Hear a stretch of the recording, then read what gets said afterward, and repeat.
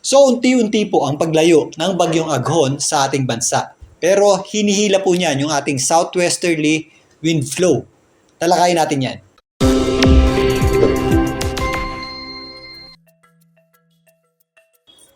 Welcome po muli sa Philippine Weather Trivia. Again, para po sa mga bago sa channel na to, ako nga po muli si Alvin Pura, isang meteorologist at ang inyong weather tito. So patuloy po ang paglayo ng bagyong Aghon sa ating bansa. Sa kasalukuyan po, yan po ay nasa higit 155 kilometers ang layo, eastern section ng kasiguran at tuluyan po ay umakyat o kumikilos pa northeast sa bilis na 10 kilometers per hour. Ayon sa pinakahuling ulat ng Pag-asa, ang bagyong Aghon po ay may taglay na lakas ng hangin pa rin na umaabot sa 140 kilometers per hour.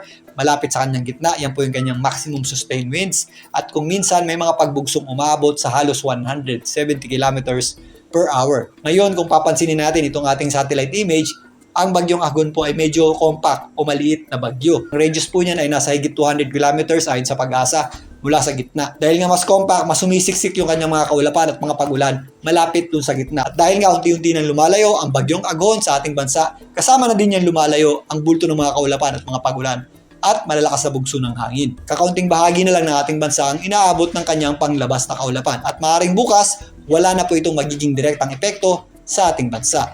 Pero, pinapalakas ng bagyong Aghon yung ating tinatawag na southwesterly wind flow o yan po yung ating pasimula ng habagat. So parehas po yan ang characteristics ng habagat na warm at moist dahil po dyan, mas magiging mataas po ang tsansa ng mga pag-ulan at mga thunderstorms natin, particularly sa western section ng ating bansa. Sa ngayon po, dahil medyo mababa pa ang bagyong Aghon, ito po yung axis ng ating southwesterly wind flow. Apektado po niyan ang western section ng Mindanao, ito pong Zamboanga Peninsula, ganun din po ang western Visayas at ilang bahagi ng Mimaropa. So asahan po natin ang mataas na tsansa ng mga pag-ulan at thunderstorms lalong-lalo na sa hapon at gabi sa mga nabanggit kong areas. At magpapatuloy po ang epekto ng southwesterly wind flow sa ating bansa habang nandito sa itaas na bahagi ng ating bansa ang bagyong Aghon. Kasabay po ng unti-unting pag-akit niyan, unti-unti rin tataas yung axis ng ating southwesterly wind flow. Bukas, mas mataas na rin po ang tsansa ng mga pag-ulan at thunderstorms dito sa western section ng Central Luzon. Yan po ang area ng Zambales, Bataan at ilang bahagi ng Pangasinan. At sa darating na Wednesday, mas aakyat din ang epekto ng southwesterly wind flow natin. Diyan po sa may western section ng Northern Luzon,